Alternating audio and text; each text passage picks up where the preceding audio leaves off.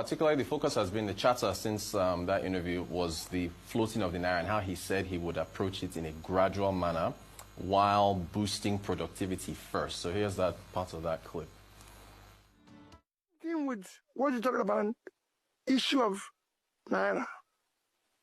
There's nothing wrong with floating your currency. There's nothing wrong in even devaluing your currency. But Rufai, you do this when you have productivity. What devaluation or floating does is that your currency becomes, in terms of value, low. You attract investment. So would you have floated the naira if you got in? And how? You said there's nothing wrong with it. Would you have floated the naira? Tell me the precept upon precept at which you will have floated the naira. I would have been doing it in an organized manner. What's the organized manner? I would have focused on making sure that we ramp up production in agriculture, in manufacturing, and everything, and do it gradually. So, but you will have kept on defending it until we wrap up production. It's not, you're not defending it. Yeah. Because even in the so-called currency, there were criminality as well. Right. So, you know, it's, again, a lot of chatter since then. The thing is that there's been a lot of focus on the urgency in devaluing the currency, right? And when he talks about boosting productivity, what are the building blocks for boosting productivity? It's not just education, it's also skills. We were just talking before we came on air. Adefemi knows how to use Adobe Premiere Pro. Vimba, you know how to use CapCut. Final Cut, excuse me. CapCut is the other app.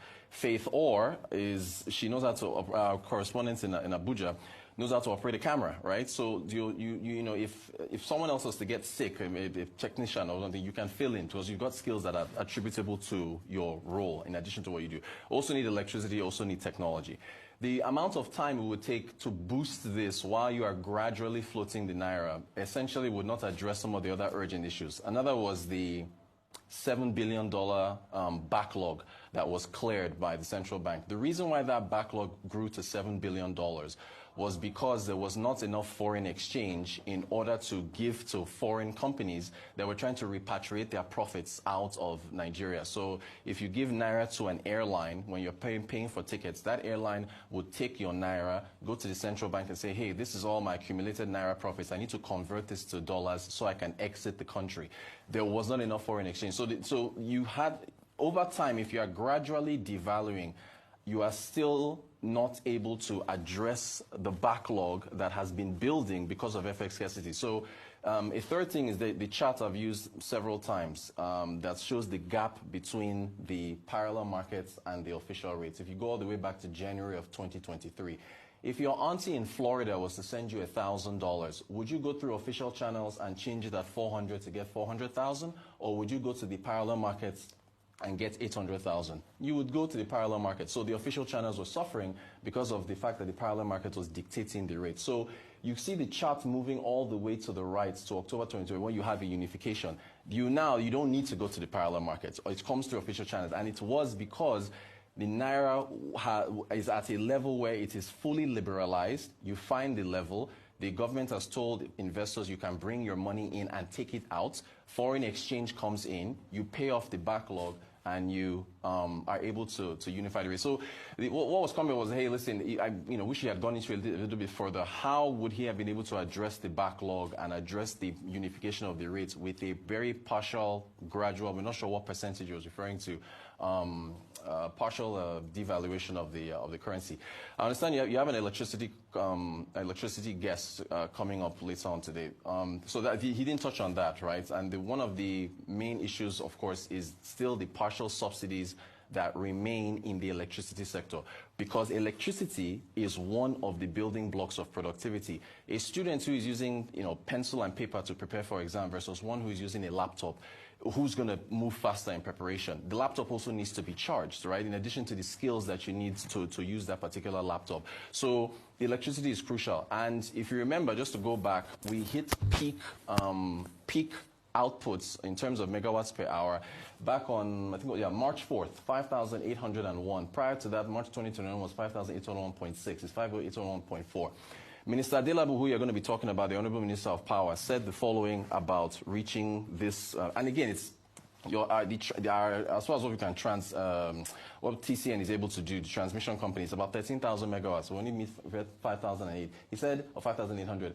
The results seen so far have been due to a partial implementation of reforms in the sector, and based on this trajectory, we will see further improvements in the sector. He continues, when he was addressing this peak generation that we hit, that to sustain these improvements, the government would have to pay down on the tariff shortfalls of 1.94 trillion for 2024 and legacy debts of 2 trillion to the GENCOs. So you're practically at 4 trillion now. It would be important to continue the tariff reforms to ensure consumers start to pay for the energy consumed. So, again, back to the argument of, he even has one more quote, excuse me. So he then concludes and says, by the time the tariffs are fully regularized, we'll be moving closer to 7,000 megawatts of available generation capacity. So, again, going back to the productivity argument that, okay, look, I won't float for now. I will just do it gradually and boost productivity. How do you address the role that electricity plays in that? So, this is still the last of the three-headed dragons that needs to be, or the last head of the dragon that needs to be slayed in electricity, right? They've addressed FX, they've addressed fuel, but you still have to address that last one. And again, it would, going forward as we get closer and closer to the, election years and so on, it would be nice to hear other candidates who specifically, address how their different approach would have, alleviated what Nigerians are feeling, because this is basically ripping off the Band-Aid in order to be able to get foreign exchange inflows and alleviate the fiscal structure. So that's essentially the points made on that in that regard. And again, we're looking forward to the electricity guest you have later on today to discuss that. That's our update for today. Go ahead. Welcome back. Now, a lot of people have celebrated the intelligence of Peter Obi. When I say a lot of people, I'm talking about those who do not have depth enough to understand how a country economy should work, and those who have this trader kind of mindset. That's what Peter Obi is anyway. He's a trader, although he said he has been on, he has occupied chairman capacity of different corporation, different businesses and all of that. And he said he has been able to add value. And if he is to replicate the same to the Nigerian economy, he said there will be boost. Now, talking about what Peter Obi did in the southeast, in Anambra State, where he had brought in money, according to him, he had done this, he had done that. And he said when he left, he kept money, like he left money for the next person. He talked about billions that he left for the next person to do what the next person needs to do. He said, this is what I made and this is what I left. To him, this is productivity. And to some people, no, this is counterproductive.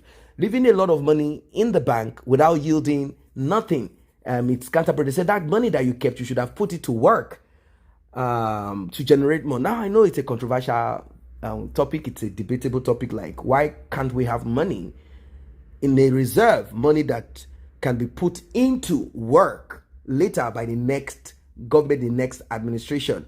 And while some people might argue, saying, no, that money should have been put into some productive, like you should put it into education, you should put it, you don't leave money lying fallow without it yielding. Money is supposed to, money is not supposed to be stagnant, money is supposed to move around. You don't say, I am the best governor, I am a productive governor because I kept this amount of money in the bank because I'm not a thief. I kept this amount of money in the bank. They said that money should have been used to give Anambra State, to make Anambra State more productive. Maybe some other, Now, you heard what the gentleman said. He said there are three ways to boost the economy. He talked about education and skill. He talked about technology. He talked about electricity, which is the major electricity, because with electricity, majority of this will make sense, like there will be progress in it. These are some of the things that he was expecting. Now, there are people who are saying, no, do you expect Peter Obi to tell them everything? Do you want them to use it? The thing is, it's not as if Peter Obi cannot add value, but the thing is that value might not be enough. People are expecting that presidents or presidential aspirants should have all knowledge and understanding of everything. No, that's why they have special advisors. But then you must have a level of understanding of how the economy should work. And you should also be somebody who listens. It's not a one-man show thing. You can't play one-man show and play God. Presidents don't know everything. That's why they have people who brief them. They have experts who brief them. Now, the buck lies on their table to decide, having listened to all professional advice, and now say, okay, let's go with this one and see how it all turned out to be. He said, I'm going to apply this formula. I'm not just going to abruptly stop. I'm going to do it gradually. Now, the gentleman is saying, what about the backlog? What about the underlying issue? How is that going to be treated? Now, Peter Obi is like, I'm not just going to rip it off. I'm going to gradually, like how you manage someone who is addicted to our substance. There are times they go for rehabilitation, and the rehabilitation is done gradually, not abruptly, so that the economy will not have that. I mean, the people, citizens will not feel too much effect of it. It will be a gradual process, and it will be sorted out. That's what Peter Obi is trying to say here. And Mr. Rufai Oseni, he went deeper, like, man, can you explain better? This is someone who has taken a liking for Peter Obi, considering Bola Ahmed Tinubu's many terrible academic scandal issues, and they are not just clear. A lot of unclarity about it. And with the Emilio Khan, grab here, still here, occupy this space, all of that. A lot of people didn't like Bola Ahmed Tinubu. It didn't look like the best candidate with all the accounting, chartered, whatever that they have attributed to him. Some are now looking at Peter Obi saying that you said you have Harvard this, Harvard that. Is that all?